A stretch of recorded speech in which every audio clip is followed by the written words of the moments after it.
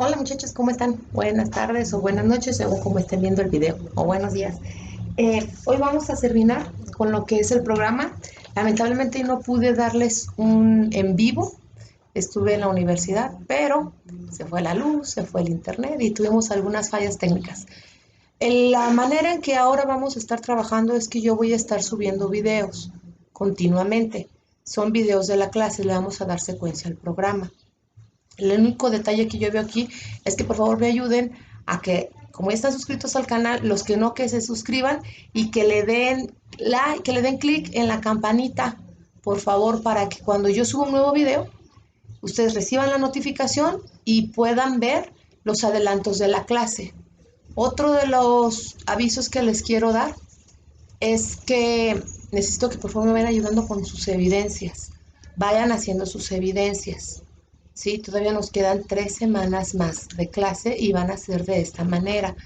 No tengo bien las fechas en que yo voy a estar subiendo videos. Por eso ayúdenme dándole clic a la campanita para que aparezcan siempre las notificaciones y cuando ustedes puedan, se puedan conectar. Si tienen dudas, los dejan en los comentarios del video. Si no, me mandan un correo. ¿De acuerdo? El tema que vamos a tratar hoy, nos vamos a brincar de lo que eran las medias, que fue lo que ya vimos, la media de la muestra y la media muestral, y hoy vamos a ver el tema 4.1.2 que se llama preparación de los datos. La bibliografía que estamos usando es la de Malotra, ¿sí? Lamentablemente no sé en qué página vamos, pero lo que sí que en la bibliografía que yo tengo es el capítulo número 13 y vamos a empezar a construir hoy precisamente, vamos a preparar datos, vamos a transcribir y vamos a aprender cómo se realiza una distribución de frecuencias. ¿Sí? Vamos a hacer los datos para que ustedes generen la distribución de frecuencia en casita, eso va a ser parte de la evidencia, se lo van a agregar al proyecto y vamos a seguir trabajando como trabajamos en clase. Les dejo tarea, ustedes la hacen y la anexan al proyecto. Así hasta que terminemos. En realidad serán 2 videos más después de este, porque realmente lo que nos queda ya del cuatrimestre ya es muy poco. ¿Sí? Habrá otro video que nada más hagamos la preparación del informe y que generen ustedes las evidencias. Todo quedamos como antes. Las evidencias se mandan un solo archivo en PDF. ¿Sí? Se hacen en equipo, pero se manda una por alumno. Y continuamos ahora con lo que nos toca. Se llama preparación de datos. Nosotros en la clase anterior habíamos visto cómo se realizan las medias de las muestras. ¿Se acuerdan que nosotros vimos, tengan a la mano ahí un poco de sus apuntes, que vimos que teníamos la pregunta 1, la pregunta 2, la pregunta 3? Vamos a poner 4 preguntas. ¿De acuerdo? Y esta tenía nada más 2 respuestas. Vamos a poner el nombre de la respuesta. No sé si se alcanza a ver aquí o no.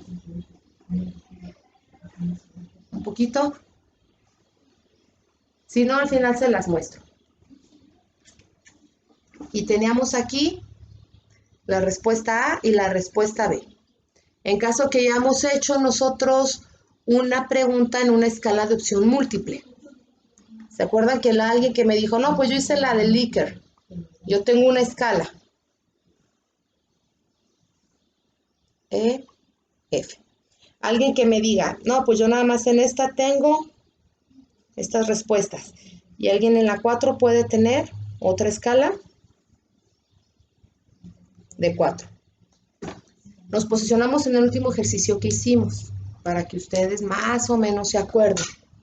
Entonces, bien, en el momento que yo genero una pregunta, que viene siendo la pregunta 1, dejen acerco un poquito más el pizarrón para que se alcance a ver.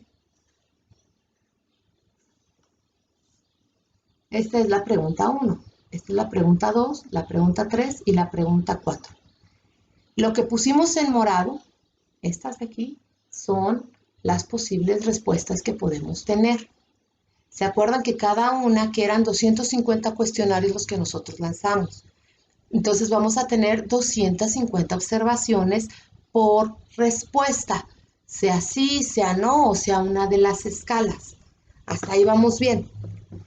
¿Cómo entonces voy a transcribir qué es el siguiente tema? El siguiente tema se llama, primero, verificación del cuestionario. ¿Cómo vamos a verificar el cuestionario? Una vez que tú tengas el cuestionario, tienes que empezar, en el momento que avientas la encuesta, tienes que ver que ninguna, absolutamente ninguna de las preguntas se queden sin contestar. ¿Qué pasa cuando tú le avisas a la encuesta, a la persona, al individuo o al cliente o al consumidor o a la población objetivo o a la muestra y le preguntas, oye, ¿te gustaría a ti, comprarías Pantene? En un ejemplo, ¿comprarías el shampoo Pantene o comprarías el shampoo Head and Shoulder?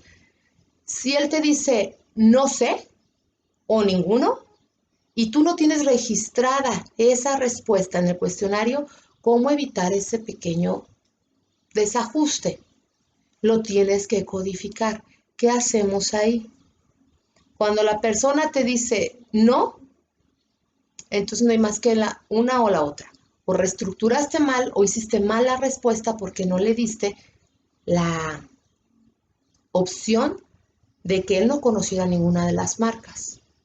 Entonces, estamos mal y tenemos problemas en el cuestionario. Ya no lo puedes volver a generar porque ya está hecho. No se revisó y lo aventaste al y se va. Está bien. ¿Cómo entonces esa parte que la persona se niega a responder se tiene que codificar para que no te afecte al final la estructura de la distribución de frecuencias? ¿Cómo lo codificas? Le puedes tú asignar un código, un número, el que tú quieras, para esa pregunta que él se negó a contestar. ¿De acuerdo? Entonces le vamos a poner un pequeño cero y lo vamos a considerar para que no te afecte en la contabilidad, porque si tú llegaras a negar esa pregunta o a no poner la posible respuesta que te dio el consumidor, entonces estamos falseando la información y tu investigación sale con un sesgo. A lo mejor no se nota si es una, pero si en un cuestionario de 400 preguntas son 32 o 42 que no hay probable respuesta, entonces sí te afecta. Entonces vamos a ponerle un pequeño cero y eso es codificar la respuesta. ¿Sí? Ahora, eso es cuando verificamos el cuestionario. Lo que nos está tratando de decir Malotra, si puedes abrir tu bibliografía y revisarlo, es el capítulo 14 que se llama preparación de datos. Entonces ahí aparece que las partes del cuestionario, algunas pueden estar incompletas, entonces las vamos a rellenar con ese pedacito que se llama cero. Y otra, a veces habrá que de respuestas de una a otra cuando tú tienes en tu cuestionario, por ejemplo, las escalas, que de una a otra haya mucha variación o no haya nada de variación. Esas las dejamos como están. El cuestionario debe de tener una fecha de corte establecida y una fecha de uso de los datos establecidos. No se les olvide, y siempre les he dicho yo, las investigaciones por el contexto tienen que ir con fecha para su uso. ¿De acuerdo? No es que yo pueda usar ahorita una y mañana otra, no. Las tienes que usar fechadas específicamente para un periodo. No la puedes usar esta investigación que estás haciendo ahorita dentro de 3 años porque no te va a servir. Tienen vigencia de 6 meses, no más. ¿Por qué? Porque los datos se actualizan y la gente siempre cambia. Entonces no te puedes confiar en que ahorita una variable te arroja una respuesta probable y mañana esa variable cambió. Ejemplo, las variables económicas. Una de ellas, la variable ingreso. Ahorita la persona te puede decir, sí, puedo comprar un vehículo de 500,000 pesos porque tengo económicamente la solvencia, pero mañana te va a decir, ya no la tengo. ¿Sí? Entonces ya no te puede tener una durabilidad más de 6 meses tu estudio.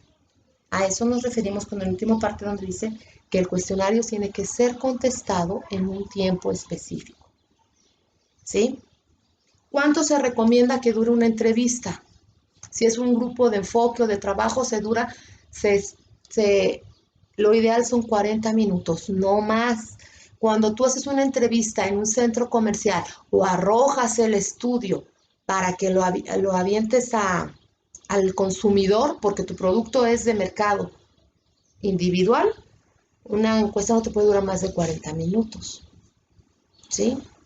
Entonces tienes que durar a lo máximo 20 o 30 minutos. Hay que ser muy hábil y tener un buen diseño del cuestionario para que la gente no se canse. ¿Quién te va a aguantar 20 minutos parados contestando una encuesta cansada? ¿De acuerdo? Vamos al siguiente tema, que se llama codificación, que es el inciso B, dentro del tema preparación de los datos para una investigación de mercado. Nos vamos dentro de la codificación. ¿Qué es una codificación? Y aquí es donde entra lo que habíamos visto anteriormente. Anteriormente, voy a acercar un poquito más para que lo alcances a ver. Lo que está aquí en anaranjado son las posibles preguntas. Lo que está aquí en morado son las respuestas. ¿Te acuerdas que tú ya tienes esa información porque tú ya aventaste las encuestas? Ya sabes cuánta gente prefiere A y cuánta gente prefiere B, cuánta gente prefiere C, D o F. Tú ya incluso determinaste las medias de cada pregunta por variable. Si no lo han hecho, háganlo. Ya nos queda cada vez menos tiempo. ¿Qué vamos a hacer ahora? Ahora vamos a codificar para generar una distribución de frecuencia y poder usar las medidas de tendencia central y de esa manera poder generar un histograma y ver el comportamiento de las variables. ¿Se acuerdan ustedes que anteriormente usaban datos en estadística y ustedes los generaban o ustedes los inventaban o los sacaban de cualquier tabla? Hoy vas a trabajar con datos 100% reales, que son los que tú ya tienes ahí. Según la aplicación donde ya has aventado la encuesta, te puede dar ya esto codificado. Si no lo ha hecho porque por alguna razón tú no le supiste mover a las aplicaciones y lo hiciste manualmente o por teléfono o por cualquier otro medio y se te complicó, lo vamos a hacer manual. ¿Sí? Para que ahora sí tengas las dos informaciones y sepas diferenciar una de la otra. Entonces, comenzamos. Lo que son la transcripción o la codificación de datos, ¿cómo se realiza? Malotra nos dice que codificar, voy a citarlo textualmente, es asignar un código para representar una respuesta específica a una pregunta concreta, junto con el registro de los datos y la posición de la columna que ocupará ese código. Está un poco enredoso, vamos a ver. Simplemente codificar significa asignar un código y ese código es un término numérico fijo. No nos vayamos a olvidar de eso. ¿Sí? ¿Qué pasa?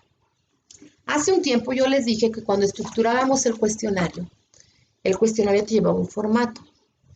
Tú pusiste las variables conforme a las variables de interés del investigador. Las que te interesaban más por la naturaleza de tu estudio eran las que iban el primero. Las que interesaban menos y las que no interesaban pero te ayudaban a definir un contexto iban hasta el final. Eso lo vamos a utilizar. Cuando tú tienes, por ejemplo, en la pregunta número 1, voy a borrar un poquito aquí. Voy a tratar de usar otros colores porque creo que esto no se ve. Cuando tú tienes aquí la pregunta número 1, ¿de acuerdo? La pregunta número 2, 3, 4 y 5. Estas preguntas, cada una, vamos a decir que obedecen a ciertas variables que tú son las que necesitas investigar o son de interés para el investigador. Ejemplo, la variable 1, o la pregunta 1, mejor dicho, la pregunta 2 y la pregunta 4 corresponden a una misma variable, que es la variable precio. La pregunta 3, pongan mucha atención en esto. Y la pregunta 5, la pregunta 3 me corresponde, por decirlo así,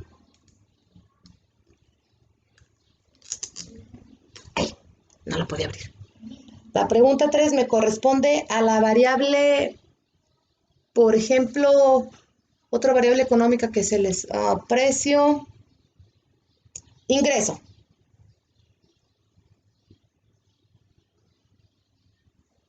Esta variable, producto.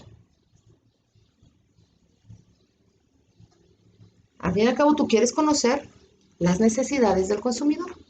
Entonces tenemos aquí 5 preguntas. Te las voy a poner un poquito más alto. La pregunta 1 y 2 y 4 corresponden a la variable precio. La pregunta 3 y la pregunta 5 corresponden a la variable producto. Así tú organizaste tu cuestionario. Ahí vamos bien. ¿Cómo lo vas a codificar? A cada variable, paso número 1. Para comenzar a codificar un cuestionario, el paso número 1 es detectar las variables que tú estás estudiando dentro del cuestionario y clasificarlas, asignarles el número que tú quieras. Por ejemplo, a precio yo le puedo asignar, se me ocurre, por aleatoriamente el número 69. A la variable ingreso se me ocurre asignar el número 48. Y a la variable producto se me ocurre asignar el número 55. ¿Por qué? Lo hice a mi gusto, aleatoriamente, a decisión y criterio del investigador, lo que se les haga más fácil.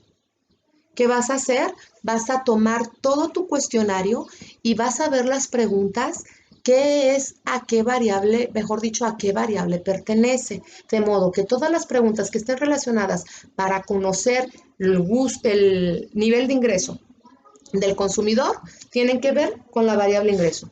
Y a un ladito pones entre paréntesis el número que le asignas a esa variable o el código. ¿De acuerdo? Como vamos a generar una tabla de distribución de frecuencias, no puedes usar símbolos, solo números.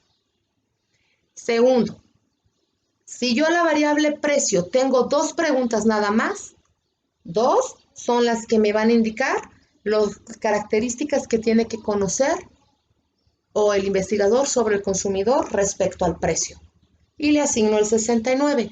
Todas las preguntas que tenga que ver para conocer el precio del producto o el precio de la competencia o que todo tenga que relacionar con esa variable, le vas a poner a un ladito 69.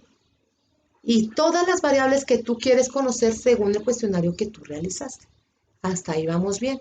Entonces, paso número 1, seleccionar las variables. Paso número 2, ponerles un número, que ese va a ser tu código.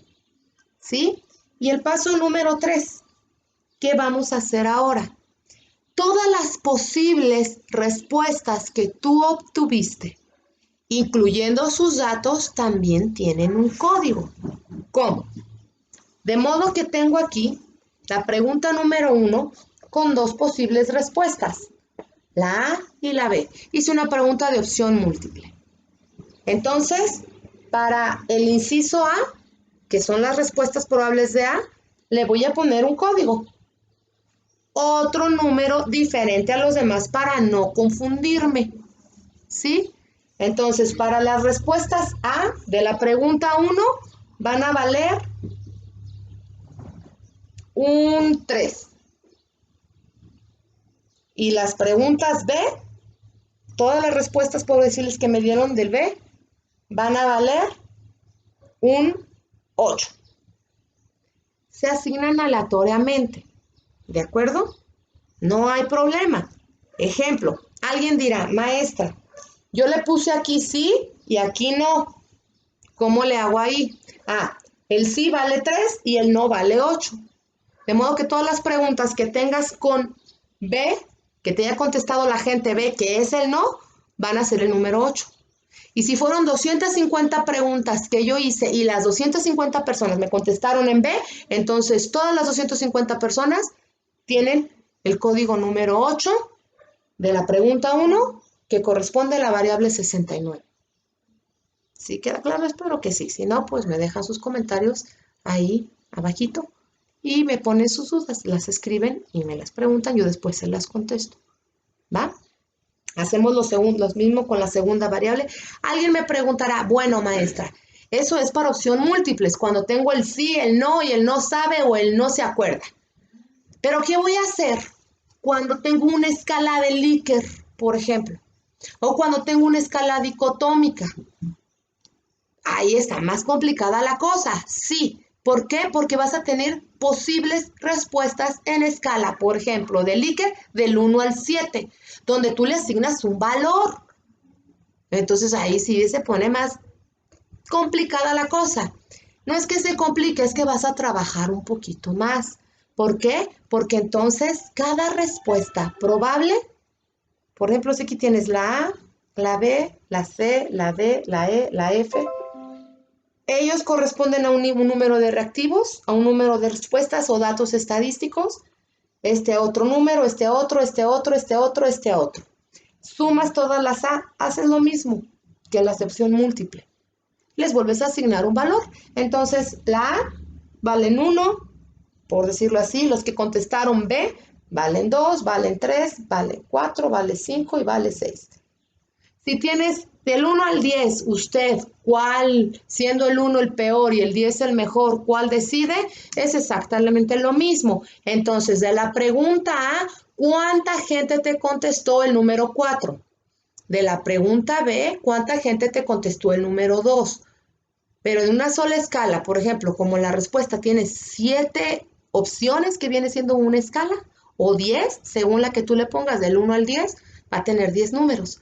Entonces, toda la gente que contestó la pregunta 1, el número 1, si tienes 32 datos, entonces tienes 31 datos de la pregunta 1 que corresponde al código 2, por decirlo así, de la variable 69.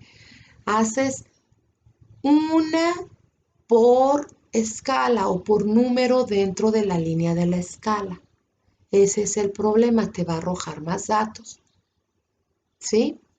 Ya ves que hay escalas que son del 1 al 10. Usted dígame qué tan agradable es el jabón Sote, siendo 10 muy agradable y el 0 muy desagradable, o 1 muy desagradable.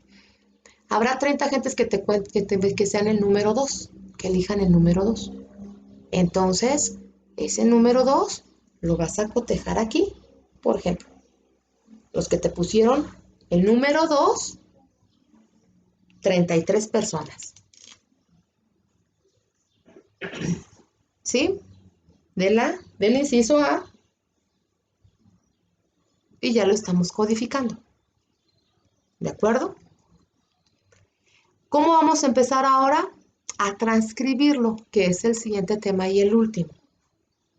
Una vez que yo ya codifiqué las variables, ¿cómo? Primero, encuentro la variable estudiar. Segundo, le asigno el número. Tercero, clasifico todas las preguntas que vayan en relación a esa variable. Cuarto, le doy a cada una de las respuestas un código, ¿sí? Y anoto el número de observaciones. Es el paso número 5.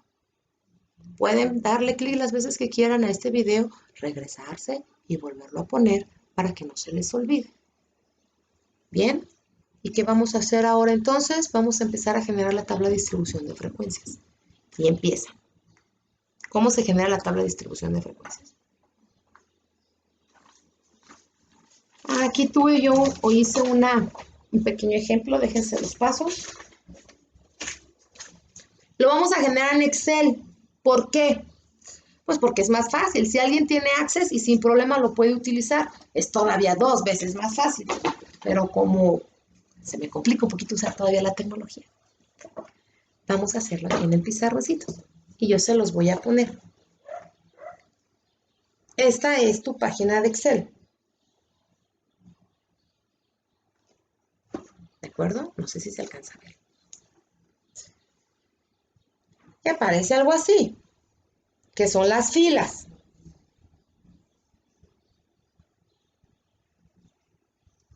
¿De acuerdo? Y aparece algo así, que son las columnas. Hasta ahí vamos bien. ¿Cómo vamos a usar todo eso que acabamos de ver y lo vamos a poner o lo vamos a calcular en Excel? Actualmente hay muchos programas estadísticos que te lo hacen facilísimo. Habrá algunos programas que tú ya usaste y que ya te está dando y te arrojando esos datos. Qué bueno. ¿Por qué? Porque los necesito que los agregues al trabajo final. Eso es parte de los métodos cuantitativos de la investigación. Eso es lo que le va a dar validez científica a tu investigación. ¿Qué vamos a poner? Aparece aquí el nombre de la variable. Por ejemplo, hice muy chiquita la celda, la voy a volver a hacer.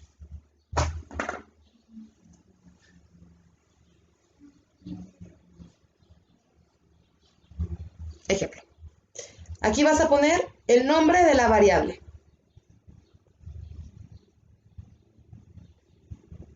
¿De acuerdo? El nombre de la variable. Y aquí le voy a poner, estoy investigando la variable precio. Aquí al lado, de donde voy a poner el nombre de la variable, le voy a poner el número de la variable para que no se me vaya el rollo, para identificarlo. Entonces, el número de la variable 69, para no olvidarse. Asigna el número aleatoriamente. Acuérdense, tú lo codificas a como tú quieras. No tiene un formato establecido. Después, voy a poner el número de pregunta. El número de pregunta va a ser una celda por pregunta. ¿De acuerdo? Número de pregunta 1, no la que corresponden a las variables, porque puede que tengas 9 preguntas que correspondan a la misma variable. Bueno, pues vas a hacer 9 celdas. ¿Sí? Para que no nos confundamos. ¿Por qué? Porque estamos haciendo una tabla de distribución de frecuencias, que ese es el tema principal. Entonces pongo el nombre de la variable, el número de la variable, el número de la pregunta. ¿Y ahora qué voy a hacer? Voy a poner el código de la respuesta. Los pasos que les mencioné anteriormente. Entonces, para la respuesta sí, voy a poner 35 fulanos. Para la respuesta no, voy a poner 37. Se me ocurren esos números. ¿Sí? Y así es como vamos generando la gráfica. Cuando tú borras todo esto, empiezas a tener nada más números y números y números. Y eso es tu tabla de distribución de frecuencia. Te la voy a volver a poner para que la veas mejor y lo vamos a repetir otra vez. Algo así. Vamos a poner primero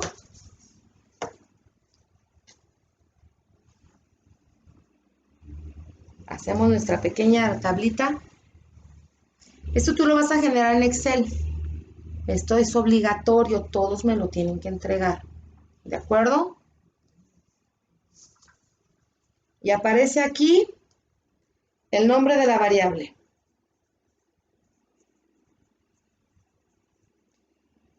Aparece aquí el número.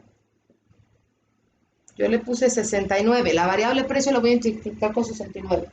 Aparece aquí el número de pregunta. Es la pregunta 1.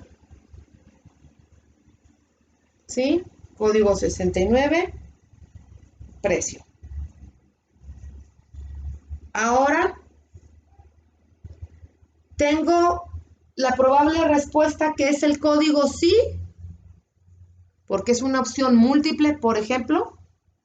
Y a todos los que contestaron sí, les voy a agregar el número 8. A todos los que contestaron no, les voy a agregar el número 9. Entonces, tengo variable precio, número 69, el número de la variable, el número de la pregunta 1. Tengo aquí, voy a poner los datos.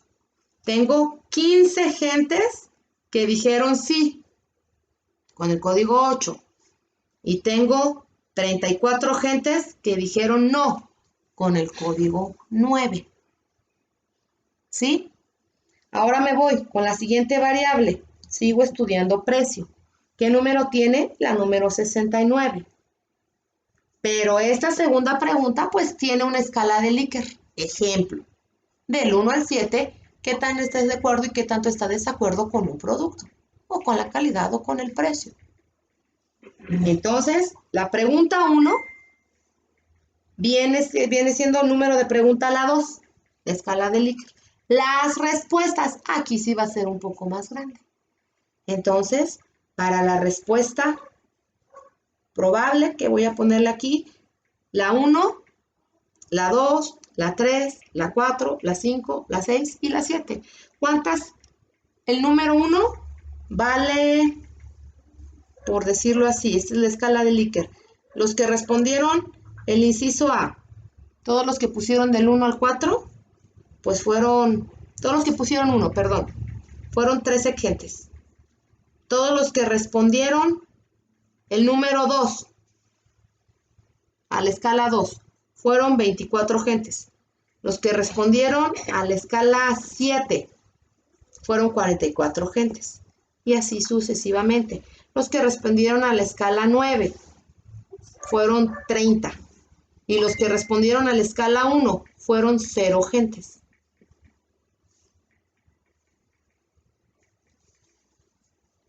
Ahora sí, véanlo ahí.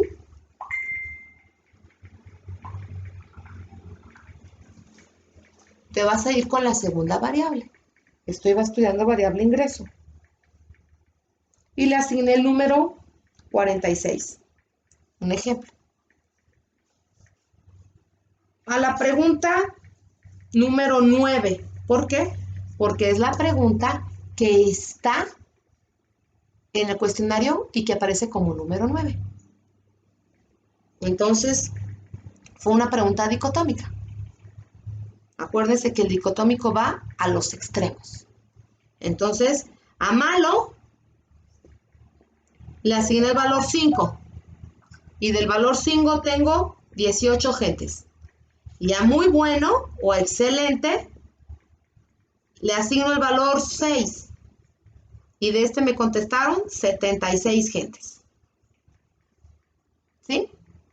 Y así te vas para cada modelo de las escalas que tú hiciste. Una vez, cuando tengas todo ese conjunto de números, todos esos números que tú pusiste, le borramos esto, y todos esos números que tú pusiste aquí, es la distribución de frecuencias. Todas estas posibles observaciones que tuviste de las variables, obtienes tu distribución de frecuencias. Y si te vas a la bibliografía y si la lees, te vas a dar cuenta que viene un ejemplo muy ilustrativo, muy innovador, de cómo se genera la distribución de frecuencia. En la figura yo la tengo como la 14.1, no sé si ahí se alcance a ver mucho, hay mucha luz. Es la 14.1. Ahí aparece el número de columnas, el número de variables, el nombre de la variable, el número de pregunta y cómo se da la instrucción para que se codifique. Entonces, se genera automáticamente un libro de códigos, que eso es lo que tú vas a hacer. Entonces, ¿qué me vas a hacer de tarea? Ya para terminar, vas a agarrar Excel, vas a asignarle número a cada pregunta, vas a asignar los nombres de las variables y vas a codificar las respuestas. Todo eso lo metes en Excel. Una vez que lo hayas hecho en Excel, te va a aparecer que me generes, o vamos a decirlo así, vamos a generar una distribución de frecuencias. Una vez que tengas todos esos datos,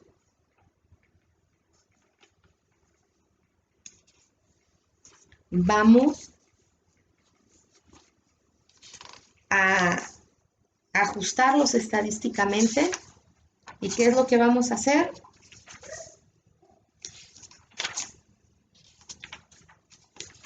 Vas a comenzar a construir tu histograma, tus medidas de tendencia central, y una vez que tengas tus medidas de ubicación, vas a tener tus medidas de variabilidad, vas a poder obtener el error estándar.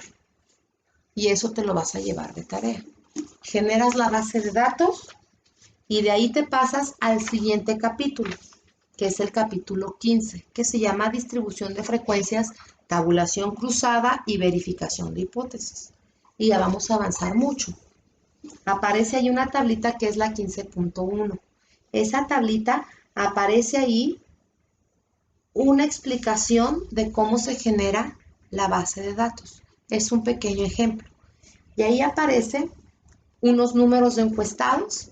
Ellos encuestaron 30 personas. Tú tienes 250 encuestados. Es una base de datos bastante amplia. ¿Qué vas a hacer?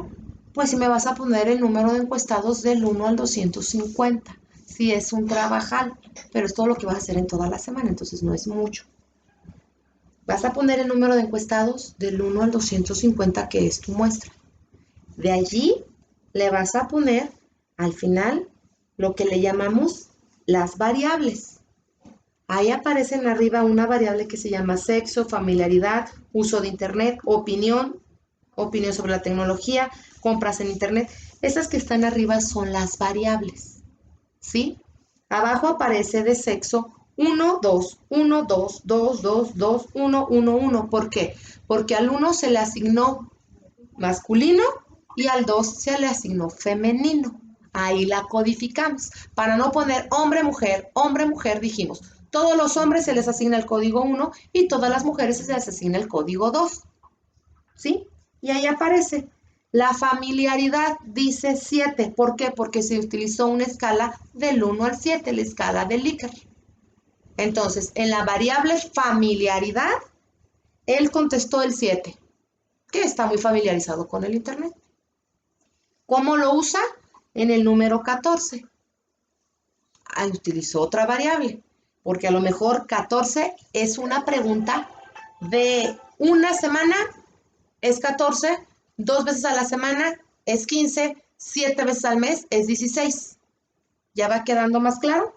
Opinión sobre internet, aparece un 7. A lo mejor es, me cae muy bien, una pregunta dicotómica, me cae muy bien o es pésimo la opinión que tengo en internet. Y pésimo, tengo 8. Y muy bien, tengo 7. Esta persona contestó muy bien y tiene 7. Ya va quedando más claro cómo se hace la codificación y ya cómo se van generando las bases de datos. Una vez que ya tienes esa base de datos, aquí en el libro te lo explica muy bien. Aparece toda esa base de datos y abajito aparece los valores que se dan, las frecuencias con las que aparece esa variable en uso, el porcentaje de la variable y el porcentaje acumulado. Todo esto tú ya lo viste en estadística. Así que no es de que yo no sea maestra. Lo vas a hacer porque ya lo viste, si no, no hubieras llegado hasta donde estás. Te lo dije en la clase, una de las clases pasadas. Si estás aquí y pasaste con la maestra Berta, es porque sabes. ¿Y de aquí qué voy a generar? De aquí voy a generar las medidas de ubicación. Le das la vuelta a la hoja. Y ahí te viene cómo sacas la media de esos datos. Te va a dar diferente, claro que te va a dar diferente. Estás usando más datos y estás agregando más variables. Así que no te asustes si te sale diferente esta media que la otra. Entonces, aquí te va a aparecer la moda, me vas a determinar la moda, me vas a determinar la mediana de esos mismos datos. Lo puedes hacer, es bien fácil.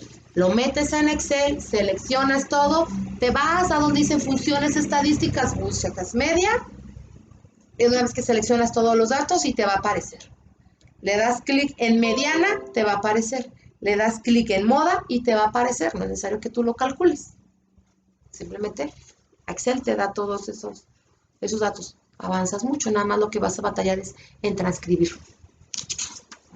Y de ahí vas a sacar el rango, intercuartil. Eso también lo necesitas. ¿Por qué? Porque de aquí vas a definir la hipótesis. Y lo que más van a llorar, van a sacar la varianza y la desviación estándar. ¿Por qué? Porque ya tienes los datos. Ya conoces la media, conoces la muestra y conoces la distribución de frecuencia. Entonces no hay problema con que determines la desviación estándar. Y me vas a sacar por último el coeficiente de variación. Es decir, del capítulo 15, las primeras páginas.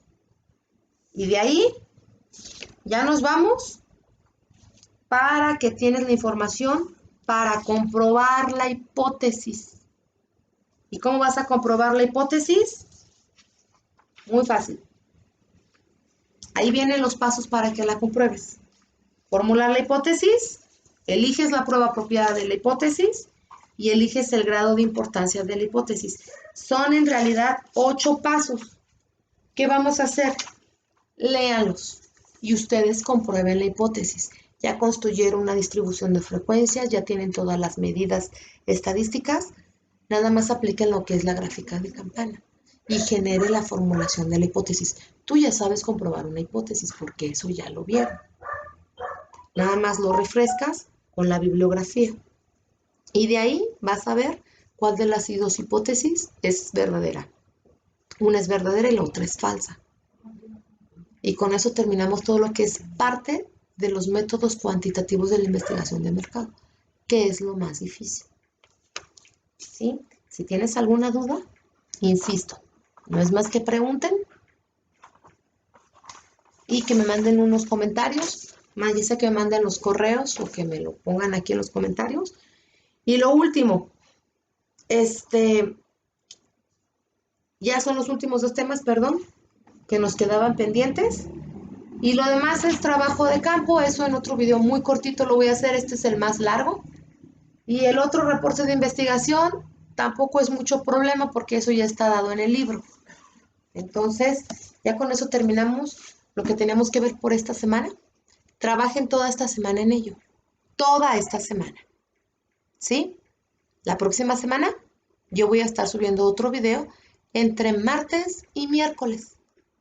¿De acuerdo? Para ver cómo les fue. Traten de trabajarlos. ¿A dónde van a mandar sus avances? Lo mandan al correo que les di el cuatrimestre pasado. Es el mismo correo. Ahí me mandan todo. ¿Sí? Todo, todo, todo, todo.